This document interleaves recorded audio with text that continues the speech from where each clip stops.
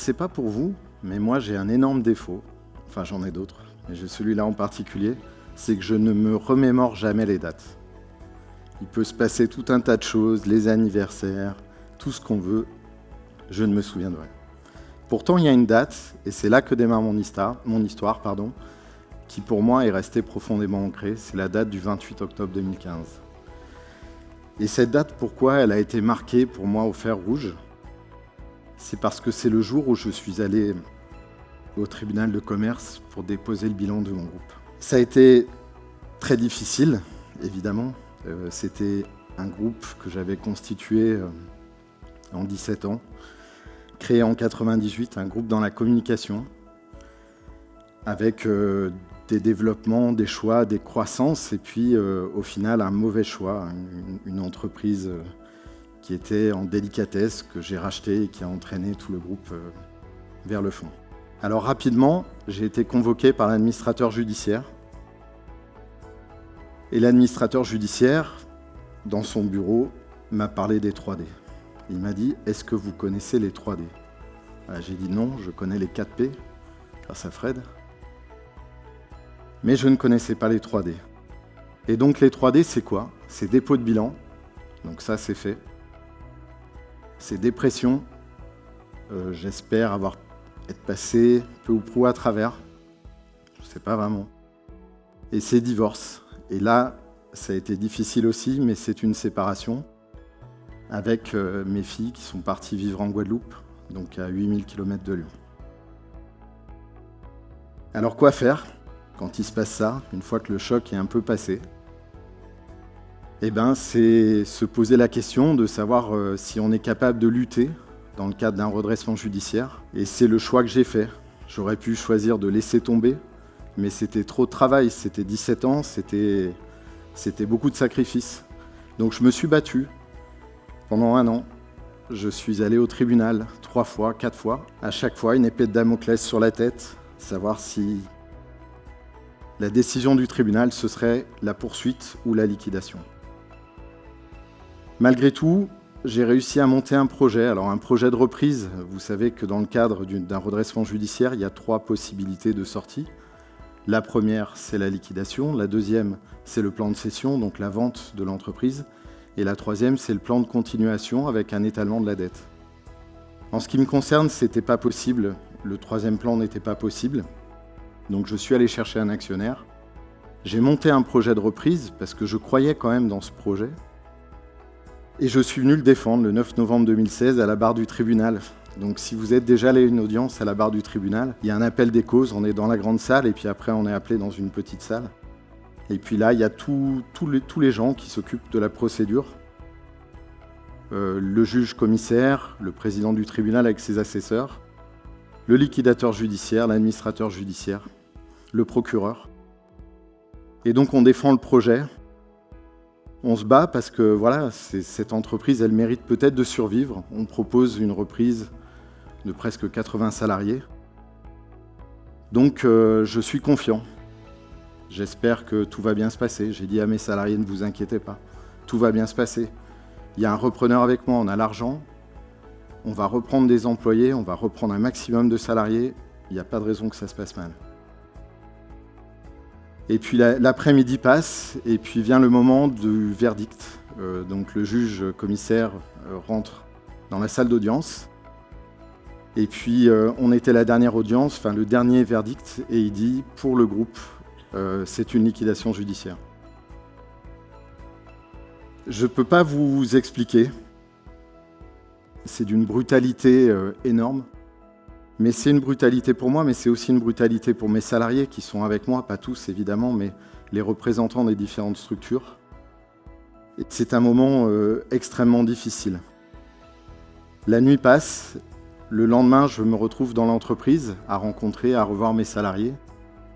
Et puis à leur dire, voilà, je suis désolé, la décision du tribunal, c'était pas celle que j'espérais, j'imagine que c'est pas celle que vous espériez non plus, mais c'est la décision du tribunal.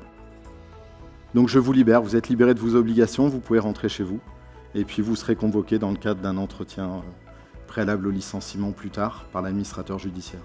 Et il y a une deuxième possibilité, si certains d'entre vous veulent continuer de travailler, C'est possible, il y a des travaux qui sont en cours, des dossiers qui sont en cours, donc vous pouvez continuer de travailler. Et là, vraiment énorme surprise pour moi, tous les salariés ont accepté de continuer de travailler. Je pense que le choc était aussi difficile pour moi qu'il l'était pour eux en réalité. C'est pas juste pour moi qu'ils ont fait ça, c'est aussi parce qu'ils avaient besoin de passer à autre chose. Et maintenant, on est en 2016. L'entreprise a quasi disparu, c'est pas tout à fait le cas parce que j'avais quand même une agence de communication et elle est restée entre mes mains, mais c'était plus du tout le même projet, c'était plus du tout la même chose. Ça ne m'animait plus du tout de la même manière. Donc quoi faire à ce moment-là ? Je réfléchis, puis quelqu'un me présente le CJD. Alors je suis pas là pour faire de la pub pour le mouvement, mais c'est quand même la réalité de ce qui s'est passé. Et donc au CJD, je rencontre des gens qui ont une écoute, qui ont de la bienveillance, et qui m'accompagnent pendant cette période difficile, le miroir et toutes les formations qui existent. Vous êtes passés par là, vous voyez ce que je veux dire. Et puis le 8 septembre 2018, il y a une plénière régionale qui se déroule à Saint-Étienne, à la Cité du Design, qui parle de la raison d'être. Et dans cette plénière régionale, je découvre un concept qui s'appelle l'ikigai. Alors l'ikigai, c'est un concept japonais, c'est pas une prise de judo. Et c'est vraiment un concept qui m'a parlé, qui a résonné en moi. Et pourquoi ce concept a résonné en moi ? C'est parce que l'ikigai, c'est cette petite zone que vous voyez au centre des 4 cercles, qui combine ce que l'on aime, ce pourquoi on est doué, ce pourquoi on est payé, et ce dont le monde a besoin. Et moi, ça, je le savais. Je ne savais peut-être pas ce que j'allais faire, mais ça, j'avais l'information. Et moi, ce que j'aime, c'est voyager. Je vous l'ai dit tout à l'heure, mes filles vivent en Guadeloupe. Donc, je peux aller les voir régulièrement en voyageant. Et puis, j'adore la photo. Alors, certains qui me suivent sur les réseaux sociaux m'en voulaient un peu cet hiver de pouvoir aller en Guadeloupe quand ils étaient confinés chez eux, et je m'en excuse. Ce pourquoi je suis doué, c'est inventer. Alors, je dirais plutôt innover en réalité. Inventer, je ne suis pas inventeur, j'aime innover. Donc c'est quelque chose qui pour moi est extrêmement important. Ce pourquoi je suis payé aujourd'hui, c'est digitaliser. Je vous l'ai dit, j'ai une agence, j'accompagne des clients dans la transformation digitale. Et ça me fait plaisir quand même, c'est quelque chose qui m'anime. Et puis ce dont le monde a besoin, je suis un peu à sec. Je ne sais pas si le sac est prêt et je prends le chemin demain ou si j'avance tranquillement vers Compostelle. Mais bon, je vais trouver, à force de chercher, je devrais trouver à un moment donné. Alors on fait quoi alors de tout ça ? Finalement, qu'est-ce qu'on peut imaginer ? Comment on peut enchaîner les choses ? Alors on parle du monde de demain, on en parle beaucoup aujourd'hui, on nous rabat les oreilles avec le monde de demain. Et puis le monde de demain, on nous met plein de mots complexes pour les gens du marketing qui parlent en anglais. Donc la transformation, alors c'est pas trop anglais, mais si quand même un peu. La disruption, l'ubérisation, la blockchain. On nous parle de tous ces trucs-là. Et ces trucs-là, on les comprend pas. Et moi, je voulais en faire quelque chose. Je voulais trouver cette dichotomie qu'il y a aujourd'hui entre circuit court et digitalisation. Peut-être qu'en réalité, la digitalisation, c'est ce qui nous permet d'avoir des circuits courts et de se rapprocher d'un alignement. Pardon. Alors je vous l'ai dit, moi ce qui me plaît c'est le tourisme. C'est chouette de bosser dans le tourisme, c'est quand même agréable. Je veux quand même vous dire un truc, c'est que la France c'est la première destination touristique au monde. Et aujourd'hui il est quasiment impossible de réserver en France un voyage sans passer par les GAFAM. Alors c'est pas vraiment les GAFAM, c'est les GAFAM du voyage. Ils s'appellent Booking, ils s'appellent Airbnb, ils s'appellent TripAdvisor. Donc c'est ces gens-là par lesquels on passe aujourd'hui pour voyager en France. Ça me paraît un peu paradoxal tout ça. Donc qu'est-ce que je fais ?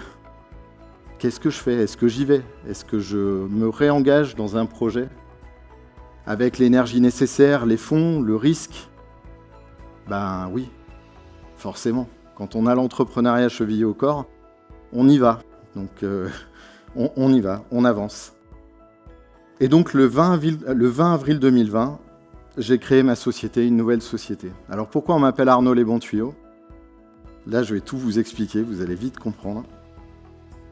Je crée le 20 avril 2020, en plein milieu du Covid, une société qui est destinée à faciliter le tourisme et la réservation d'activités. C'est malin quand même. À un moment où on est dans l'impossibilité de bouger à 1 kilomètre de chez soi et à un moment où tout est fermé. Ça, c'est quand même avoir du nez, quoi. Donc voilà, ce projet, c'est Good Time. C'était le bon moment, en fait. Donc je l'ai fait, je l'ai créé. Cette plateforme, elle permet de réserver des activités de loisirs et de tourisme à Lyon et en région Auvergne-Rhône-Alpes. Elle est ouverte, vous pouvez y aller. Hein. Si vous voulez m'aider, n'hésitez pas, n'hésitez pas. Voilà, alors ça, c'est mon chemin. Ça s'est passé en 6 ans et en 10 minutes et 51 secondes, ce qui est quand même pas mal. Ça a été un petit peu plus long, je ne vous le cache pas. Je voulais vous citer Pierre Bottero, que chacun connaît dans la salle, évidemment, je l'ai découvert sur Internet. La vie est un chemin, mais enfin, elle a du sens, hein, c'est pour ça que je l'ai mise. La vie est un chemin qui se parcourt dans un seul sens. La reprendre à zéro est impossible. On peut choisir sa destination, réfléchir quand on arrive à une intersection, ralentir, accélérer, décider de ne plus refaire les mêmes erreurs. On ne revient jamais en arrière. Et ça me parle. Je ne sais pas pour vous, mais moi, ça me parle.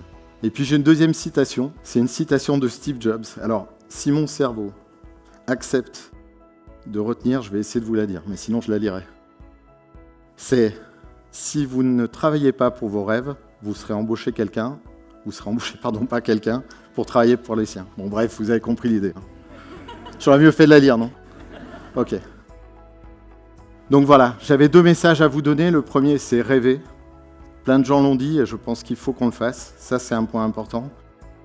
Et le deuxième, qui pour moi est peut-être encore plus important, c'est que ce que j'ai vécu, ça peut aider certains à passer certaines étapes. Aujourd'hui, c'était l'occasion de vous parler de ça. Ce n'est pas un moyen de me soigner, mais c'est vraiment pour vous apporter de l'aide si vous le souhaitez. Et puis par ailleurs, il y a plein de dispositifs. Alors au CJD, j'en fais pas la pub, hein, c'est GAD et DARC. Il y a un dispositif qui s'appelle Bolder, sur lequel on a communiqué, qui est un dispositif global pour les entreprises avec la MEDEF et ses PME. Il y a le dispositif Second Souffle, cher à un ancien JD de Lyon, Guillaume Bourdon, et il y a le dispositif 60 000 rebonds, qui a été créé par la famille Mullier. Je vous remercie, je suis à votre disposition. À très bientôt.